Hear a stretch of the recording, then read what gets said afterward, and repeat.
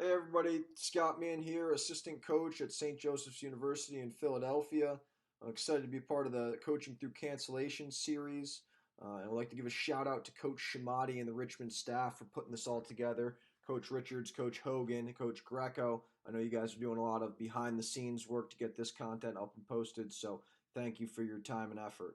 Been watching a lot of the content coming out, a lot of good videos so far, and I'm excited to see some of the ones coming out in the next week or two. Today I'll be sharing with you guys our wall ball 300 workout. It's something that we test our guys on at St. Joseph's. I think it's a pretty good overall indicator of stick skills, and it's something that when we instituted, it really challenged our guys to get out on the wall, put in the time, and get out of their comfort zone with their stick skills and some different throwing motions that it makes them rep out. Wall ball 300 is a breakdown of 12 different throwing motions, 25 reps of each different throwing motion. That adds up to 300 reps.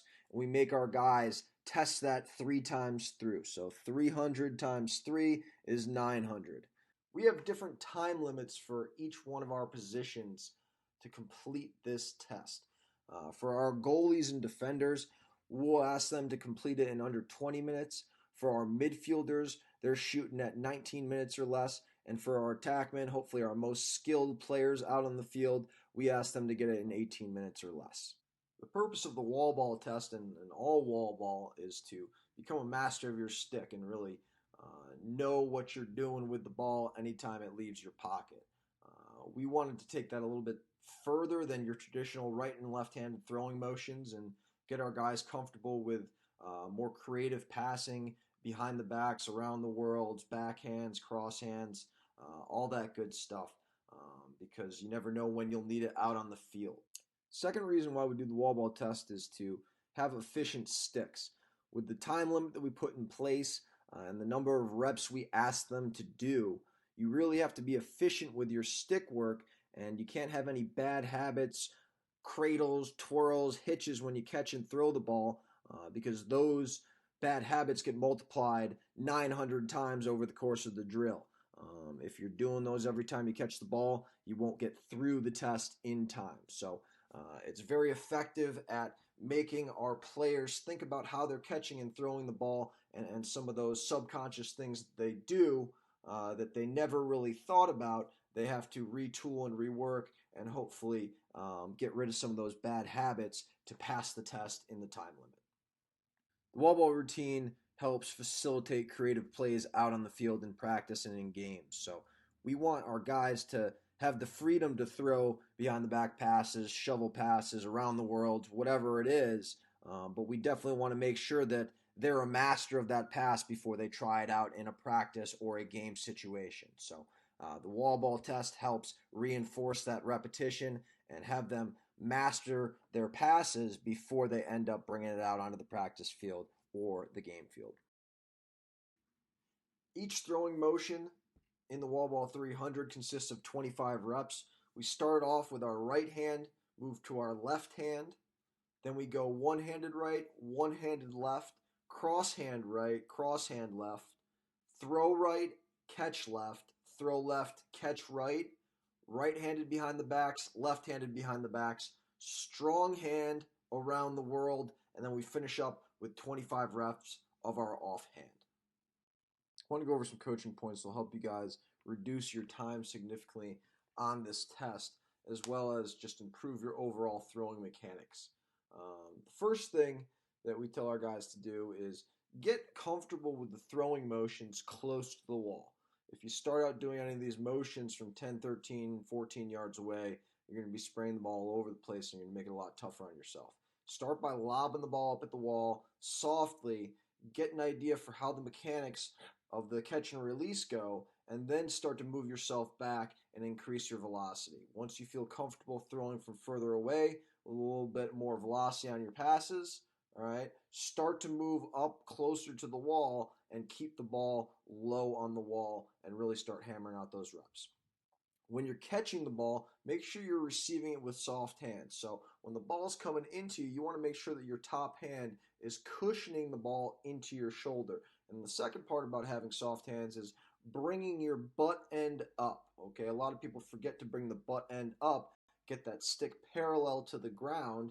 All right, that shaft needs to be parallel to the ground when you receive that and get into your throwing motion to then release the ball. Also, with how we're gripping the stick, we want to make sure that we're not gripping it too tight and we don't have a death grip, especially with our top hand on that stick. One thing that I like to tell the guys when they're throwing the ball against the wall in this drill is pretend like there's a laser pointer or a pencil with some lead in it on your butt end. So, what I mean by that is when you're bringing your butt end up and your bottom hand up, you should be drawing a straight line up and down on the wall. And what that will help you do is keep the ball when you're throwing it on the same plane. So you're eliminating some variables of the ball going off right or left when you keep your butt end drawing a straight line up and down on the wall. As I mentioned before, you want to be efficient with your stick work. So getting rid of any cradles, spins, extra hitches in your stick work will significantly reduce your time. Because if you do any of that stuff on one rep and repeat it for the rest of the reps, you're multiplying that by 900. So even if it takes you a quarter of a second for each of those motions, you multiply that by 900 and you're losing out on a couple minutes of time throughout the whole test. Next point is find a spot on the wall. When you get more comfortable with your throwing mechanics, you find a brick on the wall or a spot on the wall that you've taped off. Try to consistently hit that. As you get better at the throwing mechanics, you want to move that spot a little bit lower and lower and lower on the wall so that the ball doesn't have to travel as far and will come back to you a little quicker, also reducing your time. One thing that will help increase your accuracy in this wall ball drill is activating your wrist. So when you're throwing through, you want to make sure you finish with a nice wrist step, pointing your stick at your target. And when you get more comfortable, that snap is going to control and keep your shot and passes consistent so that the ball snaps right to your ear every single time. If you want to speed up your reps a little bit, don't be afraid to choke up on the stick. Bring that bottom hand up, especially with your right hand and left-handed, your cross hand and your one-handed throwing motions. You can choke up on that stick, get your hands a little bit closer to the plastic to get that ball and have a little bit more control off the wall, speed up your reps. That should significantly reduce your time over the course of the test. Right now, we're going to watch number 52, demo the wall ball 300 for us. We're going to get examples of each rep from a couple different angles so you can kind of see the throwing motion and some of the coaching points that we were just talking about. Right here, you can see the top hand cushioning the ball in when he catches it, and the bottom hand coming up to get that stick parallel to the ground. From the view behind, you can see that his stick is remaining relatively straight, drawing that line vertically on the wall. From a little bit further back, he's snapping it, pointing his stick in the direction of his target. Going to his left hand should look very similar to the right hand, cushioning the ball in, getting that stick parallel to the ground.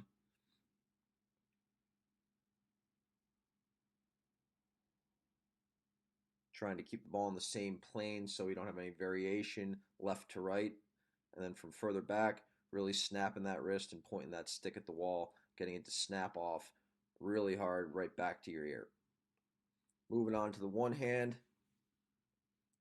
This is all wrists right here. Really got to focus on pointing that stick at your target, snapping that wrist through. This will get the forearms burning a little bit.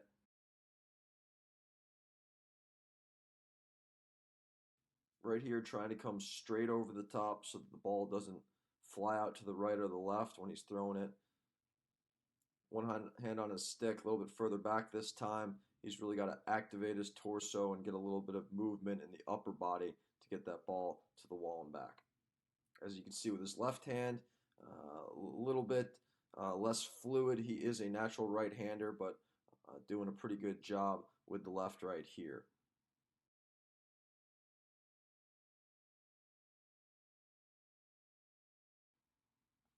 Right here from a little bit further back, you can see that he has to get that elbow up away from his body. It's going to feel uncomfortable at first, then you'll start to get the hang of it after a couple hundred reps.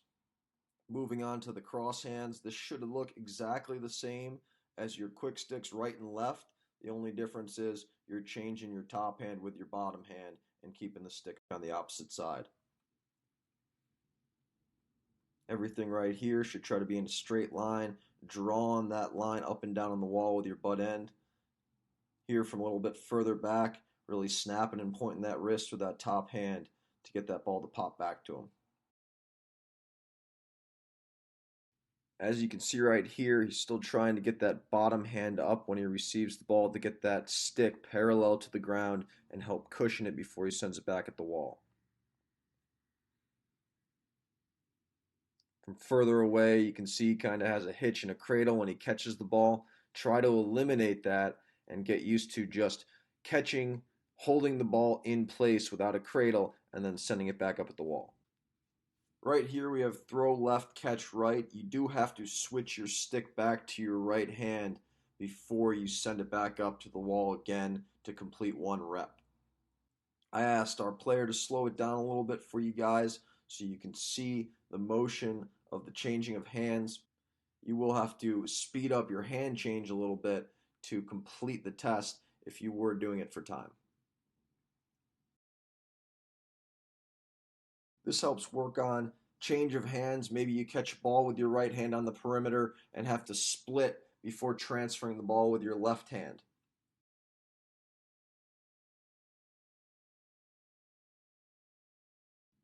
Don't be afraid to get on the balls of your feet and get a couple hop steps when you're throwing the ball at the wall. It'll help you get into a rhythm and it'll make it more of a full body motion.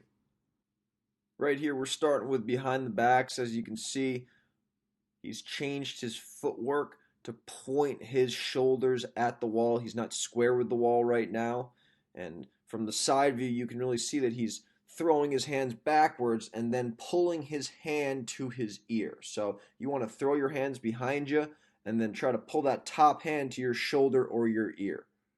Moving back a little bit further away from the wall, I'd like to see him throw his hands back away from the wall instead of behind his back. So right here you can see that instead of throwing his hands to the left of the screen, I'd like to see him throw his hands closer to the camera to get a little bit more extension before he snaps it back at the wall.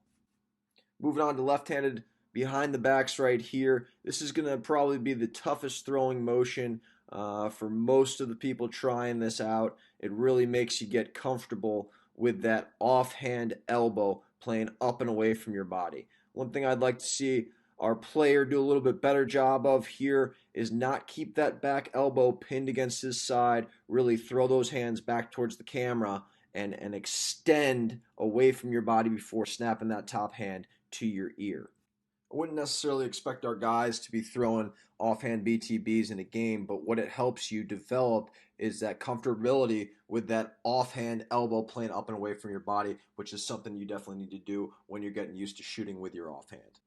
Last of our throwing motions here is around the world. Notice how he's set back up with his toes pointing at the wall, his chest square to the wall, and when he's throwing, he's got to activate his torso rotation to help point those shoulders at his target. Also, he activates the bottom hand, punching that away from his body a little bit while he's snapping his top right hand back towards his shoulder. Last throwing motion is going to be with our offhand. In this case, that's his left hand. That will complete the first go around of the wall ball 300 test. I would encourage you guys, when you first start out with this, to follow this plan and get used to some of the throwing motions. And when you master that, get a little creative with what you want to do. Do you want to switch up your foot placement? Do you want to switch up which foot's forward? Do you want to switch up how far and how close you are to the wall? Do you want to mix in some new throwing motions that you've been dying to work on? Really customize this test to what you want to get better at as a player, and then start to execute that stuff out on the field once you've mastered it against the wall. Thank you again for tuning into this segment of Coaching Through Cancellation. Make sure you follow St. Joseph's Men's Lacrosse on Instagram, Twitter, and Facebook. I don't think we have a TikTok yet, but I'll keep you guys posted. Smash that like button, swipe up, swipe right, swipe left, whatever the kids are doing these days. Stay safe, take care. The Hawk will never die.